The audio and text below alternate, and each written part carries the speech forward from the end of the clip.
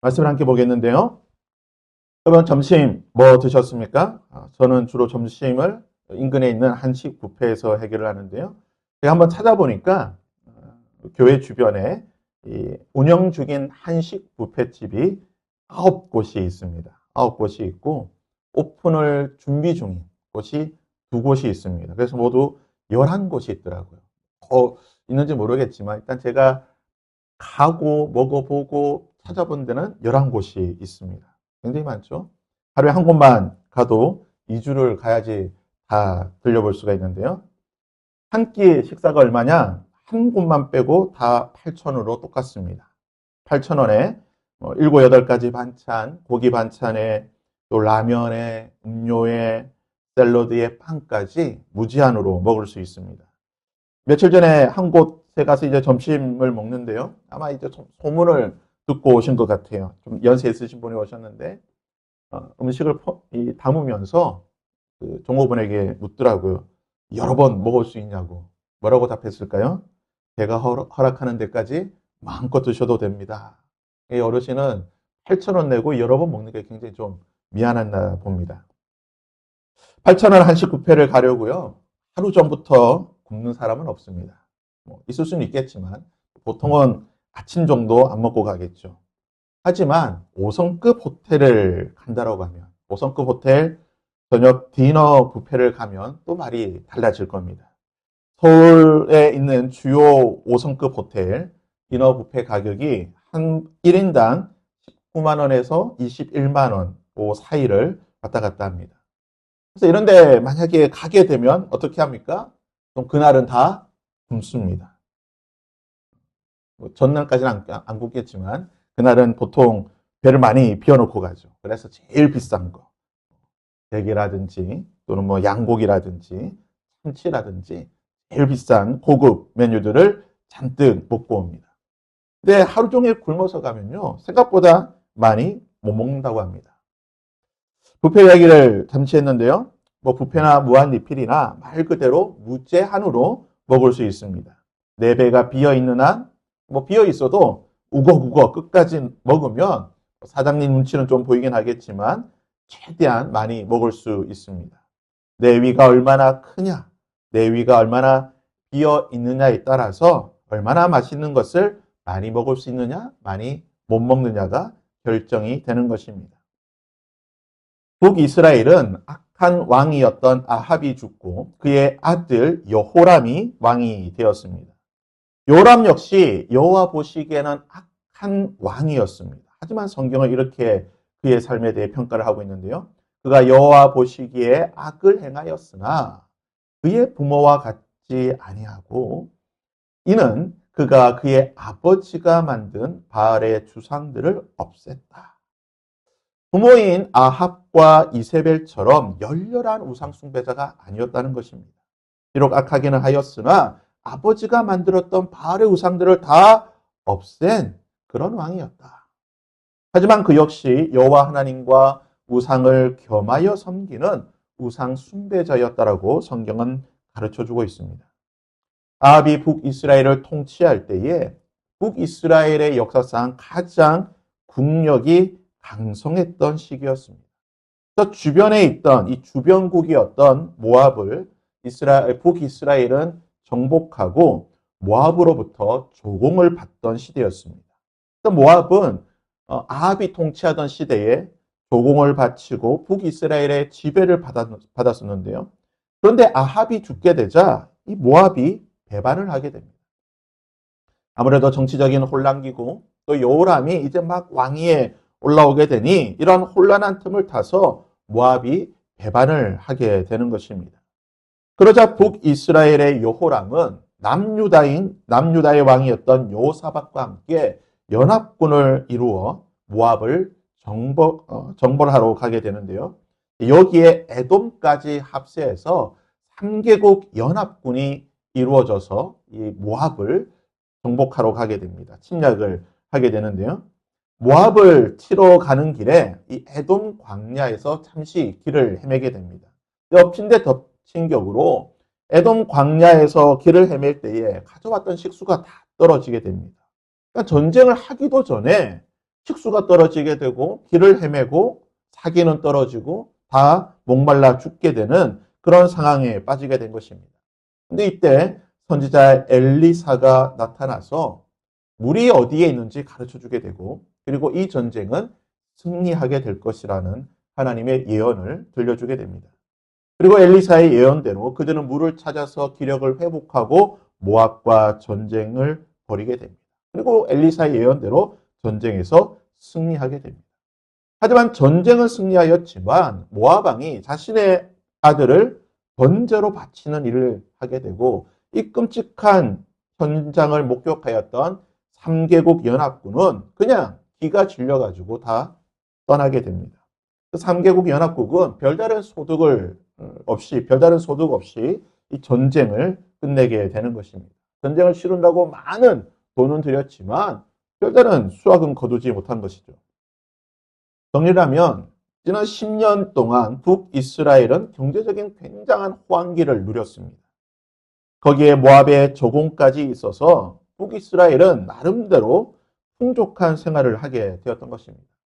하지만 모압이 배신을 하고 북이스라엘의 경제적인 어려움이 찾아왔습니다. 이 문제를 해결하기 위해 모압과 전쟁까지 벌였지만 별다른 소득 없이 더 많은 재정적인 손실을 겪게 된 것입니다. 그래서 지금 북이스라엘의 경제 상황이 어떤가? 굉장히 심각한 경제적인 어려움에 빠져 있는 그런 상황인 것입니다. 이런 배경 지식을 가지고 본문인 4장의 말씀을 한번 보도록 하겠습니다. 4장 1절입니다. 선지자의 제자들의 아내 중 한 여인이 엘리사에게 부르짖어 이르되 당신의 종 나의 남편이 이미 죽었는데 당신의 종이 여호와를 경외한 줄은 당신이 아시는 바니이다. 이제 빚준 사람이 와서 나의 두 아이를 데려가 그의 종을 삼고자 하나이다. 선지자의 제자라 불리는 선지자 지망생입니다. 지금으로 치면 신학대학원에 재학 중인 목회자 후보생, 전도사쯤 볼 수 있을 것 같은데요. 지금은 제가 정확히 찾아보지 않아서 잘 모르겠지만요. 제가 20년 전에 신학대학원 다니면서 전도사 사역을 할 때에 한 달 사례비가 제 기억으로는 80만 원이었습니다. 80만 원에 등록금을 지원해주고 16개월 이 사례를 주었던 것으로 기억을 하는데요. 이 정도 사례 수준이면 제가 당시 학교를 다닐 때에 제 한 학년에 120명이 있었는데요. 거의 탑10 안에 드는 거의 5위권 안에 드는 그런 사례 수준이었습니다. 지금은 조금 더 나아지긴 했겠지만 여전히 최저 시급에는 미치지 않는 아마 그런 수준일 것 같은데요. 이 전도사의 사례라고 하는 것이 굉장히 작은 그런 현실입니다. 북이스라엘의 경제 상황이 안 좋습니다. 불황기라고 할 수 있죠. 굉장히 어려운 시기입니다. 일반인들도 생활하기 어려운데 선지자의 제자, 선지 생도의 생활이 오죽하겠습니까? 1절의 말씀대로 생활이 어려우니까 빚을 진 거예요. 생활비를 마련하기 위해서 대출을 받았든지 빚을 짓는지 나중간 많은 빚을 지게 되고 어떤 이유인지 알 수는 없지만 선지 생도가 죽었습니다. 그리고 아내와 두 아들이 이 감당할 수 없는 채무를 떠안게 된 것입니다.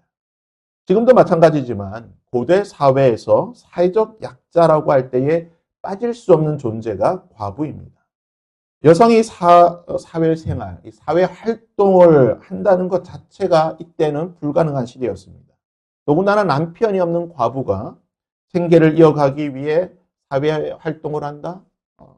굉장히 상상할 수도 없는 그런 현실이죠. 그나마 경제 상황이 좀 좋다라고 하면 삭바느질을 한다든지 그런 허드렛 일을 해서라도 좀 생계를 유지하겠지만 경제가 어렵게 되면 가장 고통받는 것이 가장 가난한 자들인 것입니다. 지금 고유가 지원금 국민의 70% 나눠준다고 하지만요. 이런 지원이 도움이 없으면 먹고 살기 힘들다는 것이죠. 이제 남편이 죽었고 남긴 그 빚까지 다 떠안아야 됩니다. 그리고 그에게는 이제 10대가 된 두 아들이 있습니다. 빚을 갚을 방법은 없고요. 두 아들과 생활할 방법도 없습니다. 그런 그녀에게 있는 것이 무엇입니까? 오늘 2절 말씀해 보면요. 엘리사가 그에게 묻습니다. 엘리사가 그에게 이르되 내가 너를 위하여 어떻게 하라? 내가 너에게 무엇을 해줄까? 라고 하면서 네 집에 있는 것이 무엇이 있는지 내게 한번 말해보라. 라고 했을 때 뭐라고 말합니까? 그가 이르되 계집종의 집에 기름 한 그릇 외에는 아무것도 없습니다. 라고 말합니다. 가난한 선지 생도의 남편은 죽고 빚쟁이에 시달리는 두 아들과 함께 있는 이 과부에게 있는 것이 기름 한 그릇밖에 없다라고 말합니다. 기름 한 그릇 있으니까 뭐 그래도 뭐 기름이라도 있네, 뭐가 좀 있네라고 우리가 생각하겠죠. 보통 우리가 기름 한 그릇이라고 하니까 무슨 뭐 우리가 생각하는 그런 접시, 대야나 또는 그릇에 뭐 기름이 좀 가득히 담겨 있는 그런 것들을 생각할 수가 있는데요. 이 본문에서 말하고 있는 기름 한 그릇, 이 히브리어 원문을 보시면 아수크 샤멘, 이 샤멘이 이제 올리브 기름을 말하는 거고 아수크라는 단어를 쓰고 있습니다. 이 아수크라는 단어가 전 이 구약 성경 전체 가운데에 여기에 딱 한 번 쓰인 단어입니다. 아무 데도 쓰이지 않고 딱 한 번 여기에 쓰인 단어인데요. 먹거나 요리할 때 담는 그런 큰 그릇, 뭐 대야, 그런 것이 아니고 아주 작은 화장용으로 여성이 이제 뭐 머리에 바른다든지 피부에 바르는 그런 향유병에 담겨 있는 아주 작은 그릇을 말합니다. 그러니까 쉽게 생각해서 우리가 요리할 때 뭐 부엌에 있는 그런 식용유 또는 올리브 병에 담겨 있는 그런 양 많은 기름이 아니라 딱 이 정도라고 보시면 돼요. 샘플용으로 받는 이 5mm 정도 되죠. 한 5mm 많아야 10mm 정도 되는 이런 작은 통에 담겨 있는 기름입니다. 그녀의 형편이 짐작이 되십니까? 당장 먹고 살 수 있는 기본적인 생필품이 없을 뿐만 아니라 그녀에게 있는 것은요, 그냥 방구석에 굴러다니는 아주 작은 병에 담겨 있는 이런 작은 소량의 기름이 그녀의 전 재산이라는 겁니다. 이거 하나 가지고 지금 남아 있는 것이고 두 아들과 더군다나 이 두 아들은 10대의 두 아들입니다. 참 먹어야 되는 두 아들과 함께 있는 것입니다. 그런 그녀에게 엘리사는 다음과 같이 말하고 있습니다. 이르되 너는 밖에 나가서 모든 이웃에게 그릇을 빌리라. 빈 그릇을 빌리되 조금 빌리지 말라. 모든 이웃에게 그릇을 빌리라는 거예요. 조금 빌리지 말고 빌릴 수 있는 한, 자주가 네가 어떻게 써든 빌릴 수 있는 한 최대한 많은, 그냥 동네방네 다 다니면서 집에 있는 빈 그릇이란 빈 그릇은 다 빌려라라고 말하고 있는 것입니다. 10년 전에 제가 우간다 선교지를 방문한 적이 있는데요. 좀 가난한 마을에 방문을 했습니다. 아이들을 옷이 없어서 그냥 아이들을 빨가벗고 다니든지 아니면 뭐 거적대기 같은 거 그냥 뒤집어 쓰고 있는 정말 가난한 마을에 간 적이 있는데요. 아프리카가 얼마나 덥습니까? 그러니까 더우니까 저희 선교 팀원들이 이게 다 생수, 500ml 생수통 하나를 다 들고 다녔습니다. 뭐 요런 생수통이죠. 요런 생수통 하나를 다 들고 다녔는데요. 저희들이 이게 물을 마시니까 아이들이 막 쳐다보더라고요. 그래서 물을 먹고 싶어서 쳐다보는가 했더니 이 물을 다 마시는 이 빈 페트병을 달라는 거예요.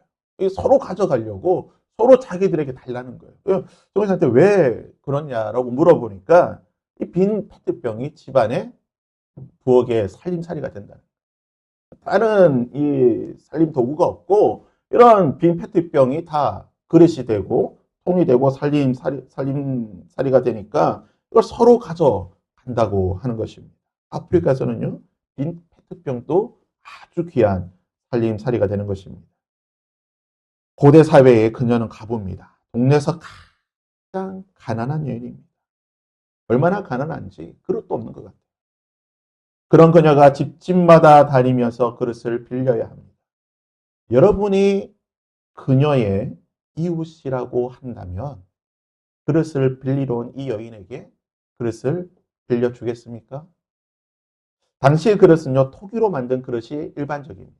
아니면 좀 가난하면 뭐 나무를 깎아서 만들기도 하고, 좀 더 부유한 사람들은 돌을 깎아서 그릇을 만들기도 합니다. 그릇이 아주 중요한 재산 목록이자 살림살이입니다. 빈 페트병이 아프리카의 가장 중요한 살림살이가 되듯이 그런 질그릇, 나무그릇 또는 돌을 깎아 만든 그릇이 아주 중요한 살림 도구입니다. 더구나 이 그릇을 빌리러 온 사람이 누구입니까? 마을에서 가장 가난한 과부입니다. 돌려받을 수 있을까요? 그런 생각도 할 수가 없겠죠. 만일 여러분이 이웃이라고 하면 이 그릇을, 여러분이 있는 빈 그릇을 빌려주겠습니까? 이 중요한 살림 도구를요? 아마 많은 거절을 당할 수도 있겠죠. 부끄럽고 수치스러운 생각이 들 수도 있습니다. 하지만 하나님의 말씀에 따라서 체면과 부끄러움을 내려놓고 어떻게 해서든 선지자의 말대로 할 수 있는 대로 최대한 그릇을 빌려야 됩니다. 강권을 하든지 뭐 어떻게 하든 수단과 방법을 가리지 않고 빌든지 무슨 방법을 써서든지 그릇을 빌려야 하는 것입니다. 수치와 부끄러움과 체면과 모든 것을 내려놓고 집집마다 돌아다니면서 두 아들과 함께 이 여인이 그릇을 빌려왔습니다. 아마 빌린 그릇이 다 제각각이겠죠. 어느 집에서는 질그릇을, 어느 집에서는 돌을 깎아 만든 아주 좋은 그릇을, 어떤 집에서는 뭐 나무를 깎아 만든 그릇, 아마 각양각색 사이즈도 모양도 다양한 많은 그릇을 가져왔습니다. 그릇을 빌려왔더니 엘리사가 이렇게 말합니다. 너는 내 두 아들과 함께 들어가서 문을 닫고 그 모든 그릇에 기름을 부어서 차는 대로 옮겨 놓아라. 텅 빈 집안에 이웃에서 빌려온 각양각색의 그릇이 있는데요. 문을 닫고 그릇에다가 기름을 부으라고 합니다. 여러분, 출발 시작이 되는 그릇이 어떤 그릇입니까? 그녀가 가지고 있던 가장 작은 그릇입니다. 가장 작은 그릇, 그 그릇에서부터 기름을 붓게 됩니다. 여러분이 이 과부라고 한다면 어떤 그릇에 먼저 붓겠습니까? 가장 크고 좋은 그릇에 부을까요? 아니면 별 볼 일 없는 작은 그런 그릇에 붓게 될까요? 여러 가지 선택을 할 수 있겠지만 아마 저라고 한다면 별 볼 일 없는 작은 뭐 하는 짓인가 하는 마음으로 겠죠. 아마 저라면 그렇게 생각했을 것 같습니다. 여인이 물러가서 그의 두 아들과 함께 문을 닫은 후에 그들은 그릇을 그에게로 가져오고 그는 부었더니 아마 반신반의하며 하나의 그릇에 가장 작은 그릇을 대고 붓기 시작합니다. 그러자 기적이 일어났습니다. 그릇에 다 찬지라. 그녀가 붓는 대로 그릇에 기름이 차기 시작합니다. 천천히 기름이 나오면서 한 그릇에 차고 또 다른 그릇에 차고. 여러분 이 장면 한번 상상해 보시기를 바랍니다. 정말 이 현장은요 흥분의 도가니입니다. 소리를 지르고요.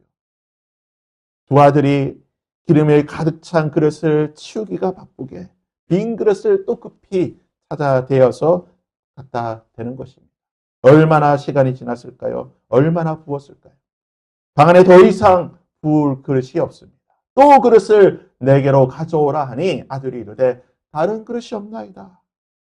수치와 부끄러움을 무릅쓰고 빌려왔던 모든 그릇에 기름이 다 차게 되자 그녀가 들고 있던 가장 작은 그 그릇에서 더 이상 기름이 나오지 않고 그쳤다라고 성경은 말하고 있습니다. 사랑하는 여러분, 하나님은 오늘 우리의 빈 그릇을 채워주시기를 원하십니다. 가장 좋은 것으로, 가장 값진 것으로 우리의 그릇을 채워주기를 원하십니다. 그런데요, 하나님은 그냥 채워주시기를 원하시는 것이 아닙니다. 빈 그릇을 빌리는 수고가 있어야 하는 것입니다. 그릇을 빌리다가 거절을 당하는 수치도 있는 것이고, 그릇을 빌리다가 부끄러움을 당할 수도 있습니다. 문전박대를 당할 수도 있습니다. 하지만 그릇을 빌리는 수고가 있어야 한다는 것입니다. 그리고 문을 닫아야 합니다. 하나님의 말씀을 믿고 의지하고 바라보며 문을 닫아야 합니다. 성경이 이렇게 말하고 있습니다. 그 모든 그릇에 기름을 부어서 차는 대로 옮겨 놓으라. 선지자 엘리야가 미리 말해 주었습니다. 그릇을 빌려오면 그 빌려온 그릇에 기름을 붓게 될 것이고 차는 대로 옮겨 놓으라. 왜 그릇을 빌려야 되는 것이고 그 빌려놓은 그릇에 어떤 일이 있게 될지를 미리 말씀해 주었던 것입니다. 그리고 과부는요. 그 하나님의 말씀을 믿고 의지하며 할 수만 있는 대로 믿음대로 그릇을 빌렸을 것입니다. 할 수만 있는 대로 수치와 부끄러움과 수고와 어려움을 무릅쓰고 최대한 많은 그릇을 빌렸을 것입니다. 최대한 빌릴 수 있을 만큼 빌렸던 그 그릇에 하나님은 차고 넘치게 가장 많은 기름을 부어주신 것입니다. 오늘 밤 하나님의 크고 위대한 것을 기대하고 계십니까? 하나님께서 내 삶 가운데 가장 좋은, 가장 아름다운 것으로 채워주시기를 원하십니까? 그렇다고 한다면 때로는 그에 걸맞는 어려움과 수치와 부끄러움과 아픔이 있을 수도 있습니다. 다다익선입니다. 많으면 많을수록 좋습니다. 빈 그릇을 빌리는데 수많은 수치와 어려움이 있어도 많이 빌려놓으면 하나님께서 차고 넘치게 채워주신다는 것입니다. 여러분, 많은 그릇을 준비하십시오. 그 많은 그릇을 어떻게 준비하시겠습니까? 여러분, 하나님 앞에 끊임없이 나가시고 하나님 앞에 여러분의 그 많은 그릇들을 놓을 수 있기를 바랍니다. 오늘 밤 과부와 그 두 아들처럼 문을 닫아놓고 세상의 모든 것과 그 모든 기대를 닫아놓고 하나님만을 바라보며 그 비워놓은 그릇을 하나님 앞에 놓아놓을 수 있기를 바랍니다. 그럴 때에 하나님께서 하나님의 가장 귀한, 가장 좋은 것으로 오늘 우리에게 채워주실 줄 믿습니다. 오늘 밤 우리의 빈 그릇을 하나님께 올려드릴 수 있는 저와 여러분이 되어서 하나님께 올려드린 그 빈 그릇에 하나님께서 놀라운 은혜를, 그 응답을 채워줄 수 있는 오늘 이 밤이 될 수 있기를 주님의 이름으로